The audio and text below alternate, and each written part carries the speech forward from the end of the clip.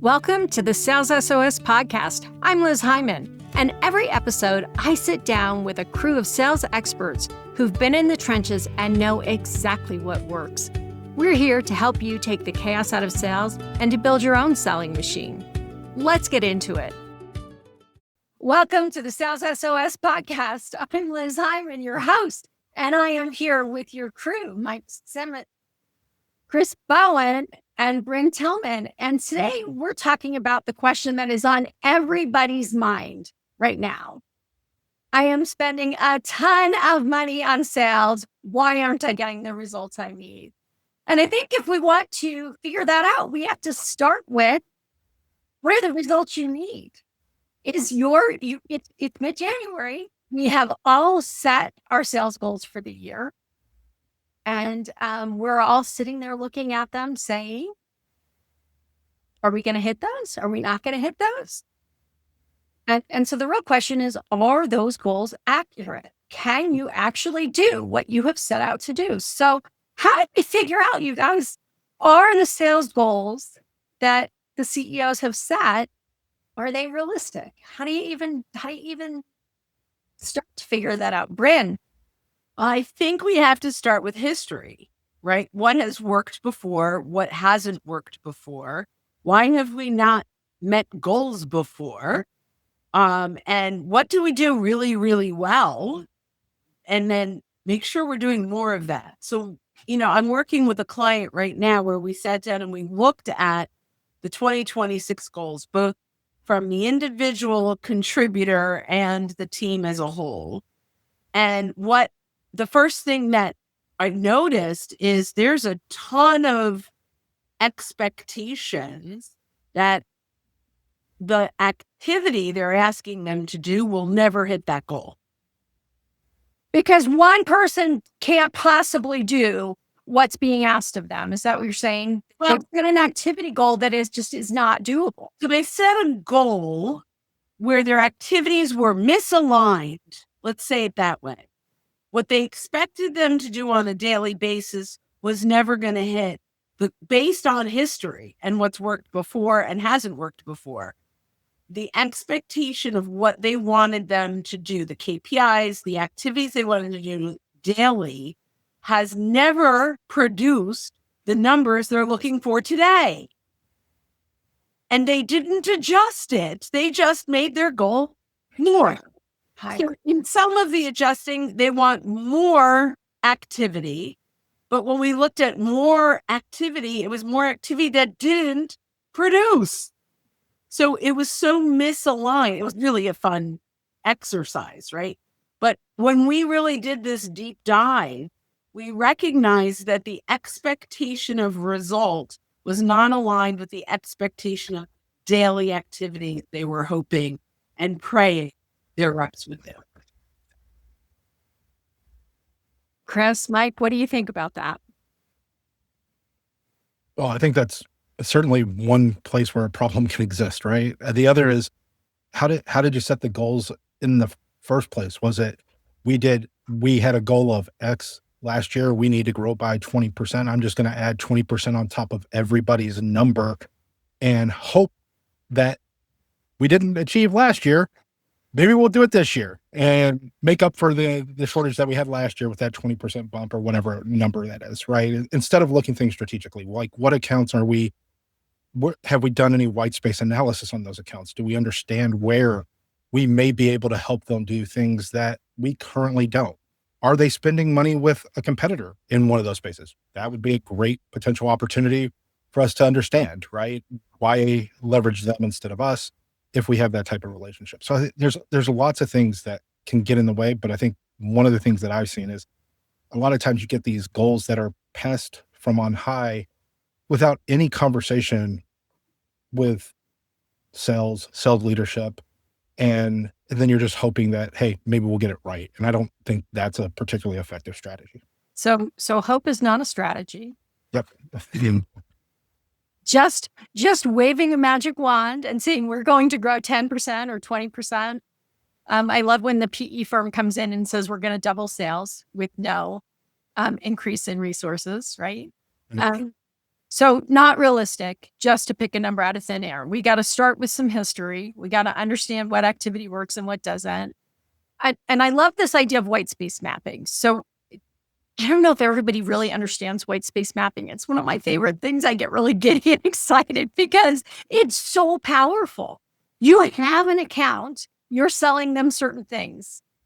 So if you go back and look at that account and you look at all of the divisions of all of the departments and all of the whatever franchisees or whatever it is that they have, and you say, who are we selling what to?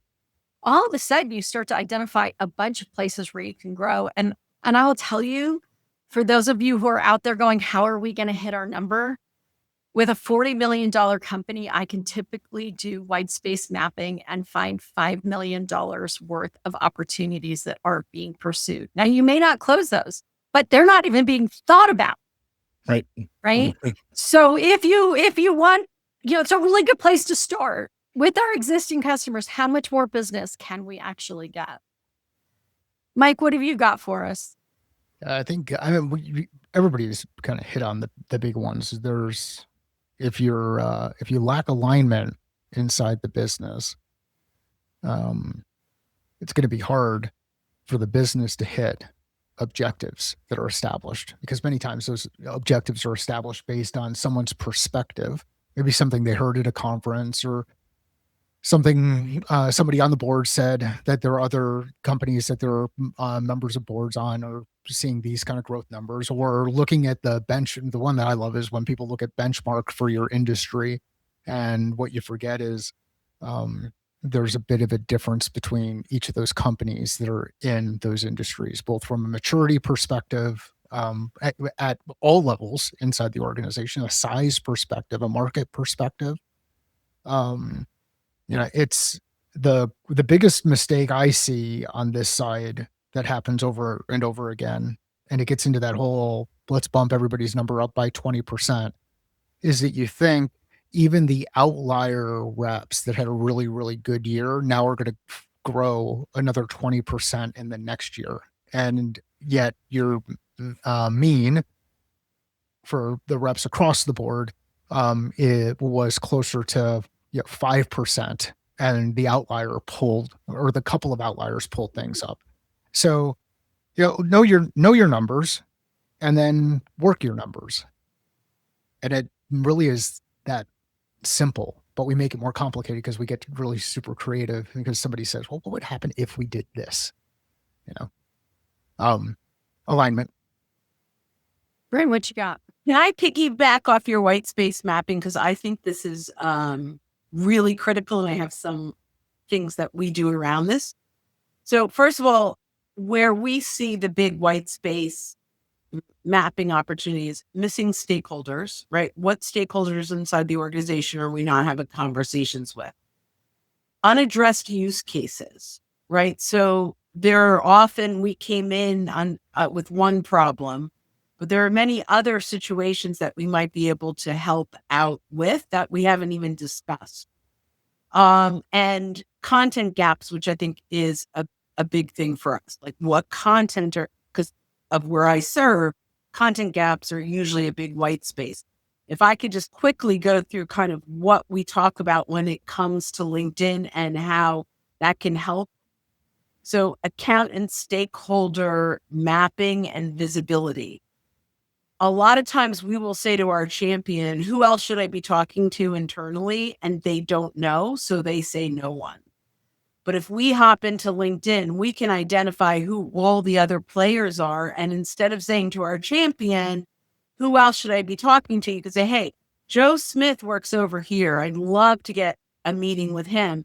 And Jane Doe over here, getting a meeting with her would be great. And here's the value. And my goal, champion, is to make you look really good. So I'm going to help them map this out. And, even if we don't do more work with them, I want to bring that value to your team. So that I think is really, really important. The other thing is you're going to get some real-time insights and signals from LinkedIn, like change jobs and things that are happening that can help us expand inside of a market.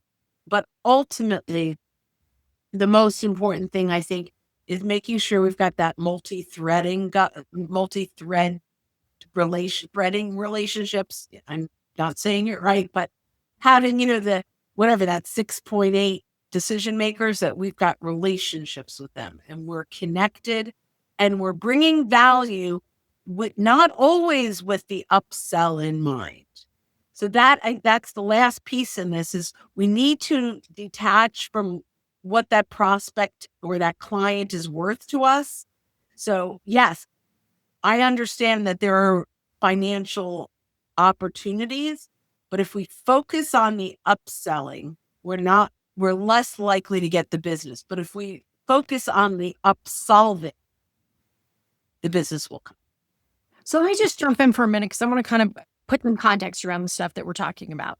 So I as a CEO, or as the board, or as the leadership team, we sit down and we figure out what our sales goal is going to be this year. That goal is incredibly important for a whole bunch of reasons, right? One, it's important because I need to know how much revenue I'm going to make, but I also need to know how many people am I going to hire, and how much stuff am I going to order, and do I need new equipment, or do I need to fill equipment that we are, right? Things matter. So when you arbitrarily pull a sales goal out of thin air and expect that magically you're going to hit it because you said so, you're creating problems throughout the organization. So that's the first thing. So it matters whether my sales goal is accurate or not. So the second thing that we're sitting here talking about is activity. What activity am I doing? What activity is my team doing? Who is doing what that's going to lead us to this goal that we've set? Is there enough activity? Is it the right activity? Are there enough people doing the activity? Are there other resources required in order to do the activity? Can we afford to do this, right? So now I'm like, okay, so what's the activity that it's going to take to get there? And the next thing we start thinking about is, what about the accounts that I already have, right? And this is where we start talking about white space mapping. Have this account, how much can I grow it? The next thing is, do I have some basis for why I made this decision, or is it just a wag? Is it truly just a wild guess that no one has any basis in reality? Or have we actually looked at all of the things that are going on, the history, what's going on in the marketplace, like Mike said, the capacity of the sellers that I have, the skill set of the sellers that I have? And am I working in reality? Let's face it, if you look at the United States right now, and this number keeps getting worse every time I look at it, but I think we're at like 40% of US sales reps will hit their goal. 60% will not hit their goal. And what Mike just said is that in most companies, right, 60% didn't hit their goal, 40% hit their goal, 10% sold so much more than everybody else that they made up for it. Maybe, if you're lucky. Yeah. So this isn't, redoing this again and again and again doesn't get you close to your goal, right? So how do I know if that goal is realistic? Grin. Just quickly. I can't see her raising her hand. She's like, Liz, let me speak. Okay. Quickly. No, so just really quickly, and then I would hear everything Mike has to say. I believe in 2026, this is the year of the referral. I think everything else is noise. I teach LinkedIn, and yes, content matters and all those things matter. But what is going to convert this year? What makes us stand out? All IP is now public domain. And before we were talking about Notebook LM, and there is a Chrome extension where you can download every single person's YouTube videos from the last 400 years. I know that was exaggerated, but you can, and then you can talk to it as an AI. All IP is open domain. The only way we're going to get sales is trust and credibility. And in my opinion, it's through referrals. So the activity that all companies, unless you're transaction-based, needs to focus on differently is, this is the year of referrals. You need to strengthen your relationships and make sure you're leveraging them for internal introductions and external introductions and introductions into their other trusted vendors that we can build relationships with and then deepen our referral partners. Now, I want to hear everything Mike has to say. The answer to a lot of this stuff is not more. Yeah, that's what we get to report on in our CRMs, and that's what we get to report on in the meetings, and we'll distract people with more information, more charts, more colors, more whatever. And the reality is, the way to attack any complex problem is to deconstruct it, break it down into smaller pieces, so that you can create both a level of focus on the things that matter. And a lot of you out there who are listening to this and watching this and paying attention to it are thinking about, things like number of calls, or you're thinking about number of emails, or you're thinking about number of touch points, or you're thinking about number of proposals sent, or you're thinking about any of these kind of things. And what you're not looking at is, of those things that you do, which ones really work? What's your strategy? Like, we talk a lot about tactics, and that ends up falling into these giant checklists. And I can tell you, I've made this mistake before as a leader. I've added more stuff to the to-do list of my team by saying we need to do more. And the reality is, use the machines to do some of the more stuff. Go out there and do the right things in the right order to achieve the results with the right people. And part of that is, like Bryn talked about, the importance of referrals, knowing who inside your network, both inside your existing customer base and inside their organization, but inside your existing customer base and their network, who else should you be working with? Who else can you serve? Who else can you help? And if you're not enabling and empowering your team to ask those questions because you're more focused on the number of emails you send, or the number of meetings that you have, or the number of whatever, then you're continuing to create the problem. And I get it. It's tough. In the absence of numbers, money, closed one business, everybody goes to activity. Right. So let's back up for a second, because I really want to dive more into that, the numbers, like how do you actually hit that number? Let's go back to what we started with, was, how do I know if this number is right, or like, how do I know? You don't. You don't until it goes. Think about what a forecast is. What's a forecast? Right now we're forecasting. This is my favorite question. Hang on, Mike, because this is really important. What's the difference between a sales goal and a forecast? Okay, so the sales goal is the target that you put out there. What's your objective? The thing that you're going to achieve, that you want to achieve at some point in time. At the beginning of time, when you go and create that goal, you're forecasting that there's a likelihood that you're going to achieve that piece. And ideally, you have some level of something to tell you that on something, that forecast is based on logic and based on data and based on something else other than, hey, you know what?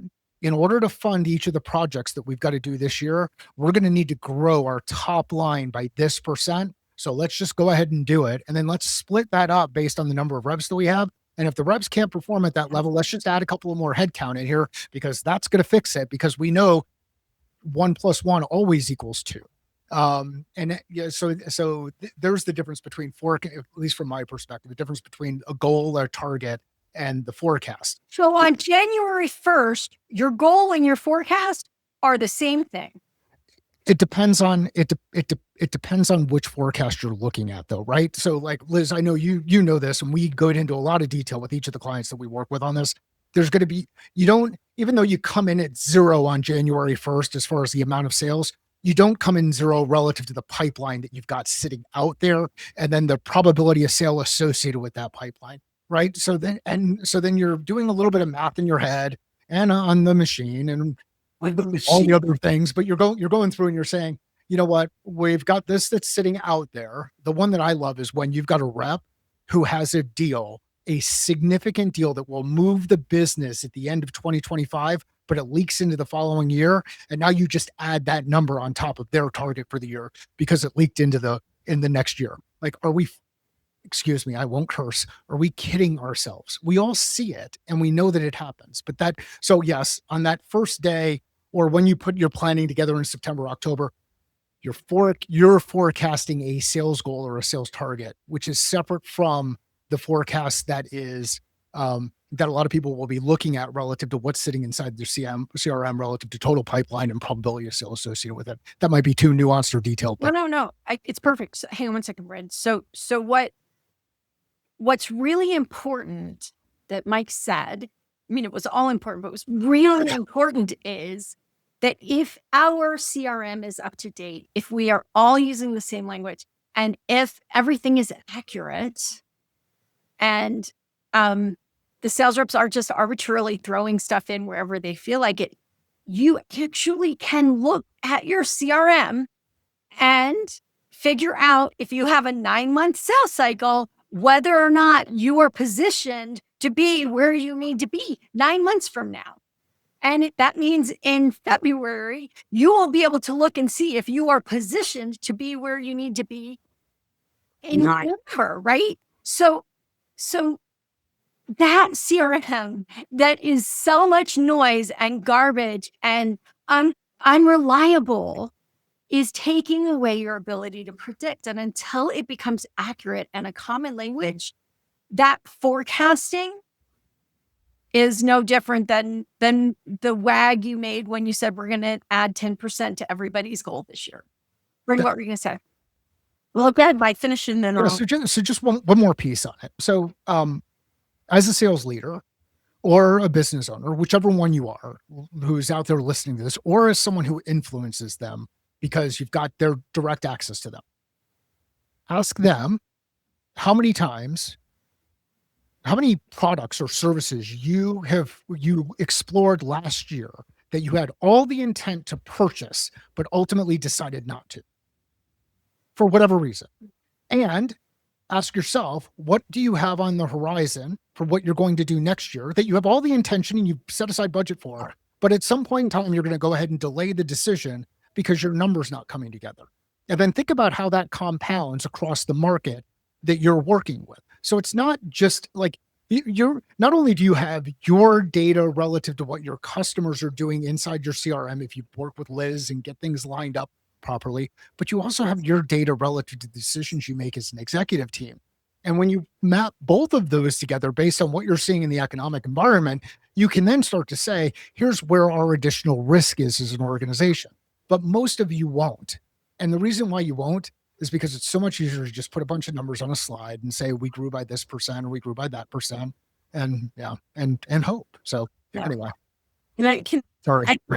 Yeah, no, I mean, I just want to jump in on the difference between goal and forecast, because I like to simplify it. Sales goal is like aspirational, right? So it answers, what do we want to achieve? What outcomes are we aiming for? What revenues are we targeting? That to me is the sales goal. Where the sales forecast is what is likely to happen based on current data, which is just what Liz said, right? But what revenue can we reasonably expect based on our pipeline today, right? But also, the last piece I want to put in here is, what are the gaps that exist or the risks that exist that can undermine that forecast? Because that has to be part of the forecast. Right. So let me just then follow up on that.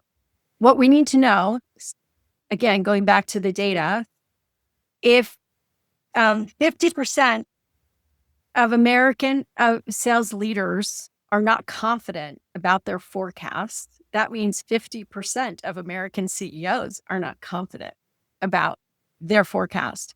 And even if you are head of sales is telling you that they're confident, you need to double check, because they may not tell you, right? So you don't want to be surprised. The second thing that I'm going to say, and Mike said it and Bryn said it, there are two things that matter a lot in this. One is, what is the economic environment? And whatever your feelings are about tariffs, they will or won't impact your business in a certain way. Whatever you feel about economic policy or fiscal policy, it will or will not impact your company in a specific way. And, nobody really wants to think about economics.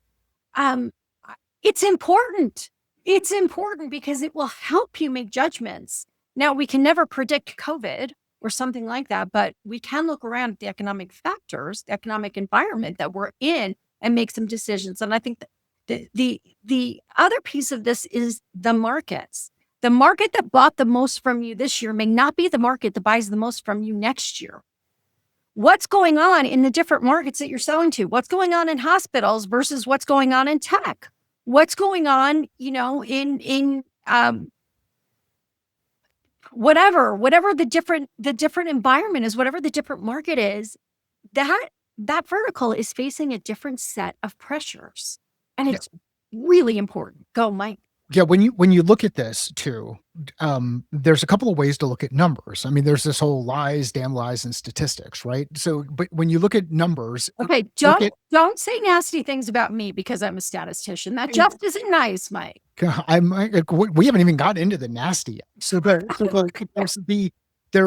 when you look at the numbers, you might actually look at the detail inside your CRM, and you might actually find out that maybe one market only grew by 100K and another market grew by $1 million. But the market that grew by $1 million that everybody was really excited about ultimately only grew by 2%. And that market that grew by 100K grew by 50% or something like that, whatever it is. But you go in and you ask different questions of your data. And this is why I'm so optimistic about the technology that's coming online right now, is you ask questions of the data, then you can start to see things a bit different. Remember, confidence and competence are not necessarily directly correlated. Amen. Well, Chris, you got something to wrap us up with? Well, this is going way back in this conversation, but one of the things that Mike said, where you had a small percentage of your team, we'll say 10%, because I think you repeated it, Liz, that helped pull the whole team, the whole number up, whether that made you make it or not. The other part is, did whatever reps represented that, did they basically have a bunch of things that closed at the end of the year and now they have no pipeline? And are you now going to stick them with a much bigger target for the following year? And how motivating is that going to be for these people who have proven that they can sell your products to your customers? And now you're sort of removing a portion of the motivation.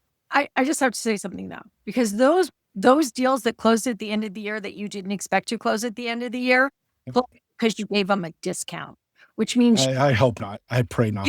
I know that's what probably happened. That's probably what happened, which means that sales rep who you told, go give them a discount so we can get this closed by this year, now has an empty funnel to start next year with, and they had a lower revenue. They didn't hit their sales goal in the same way, or they didn't have as high of a number. They didn't get as high as a commission because we chickened out and said we had to meet this magical number that we created, that we pulled out of thin air. So we're going to go give everybody a discount instead of waiting 1 month. Right? You mean people pull things forward? Like people do weird things to pull things forward? Come on. That is the number one way to lose trust with a client anyway. I'm just saying, because they're going to say, well, why were you overcharging me to begin with? I think that's partially true. I think it's also sometimes you have this done at an industry level where they have trained that customer that in this particular area, let's say it's data center services or something along those lines. If we wait till the end of the quarter, they will discount. Everybody does it because it's a more commoditized business in a lot of ways.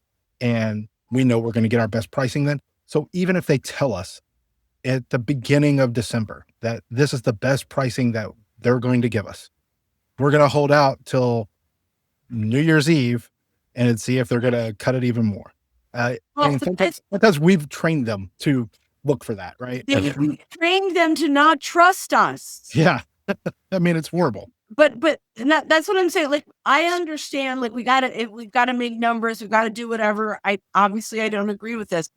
But people don't realize the damage this does to your relationship when this is your strategy.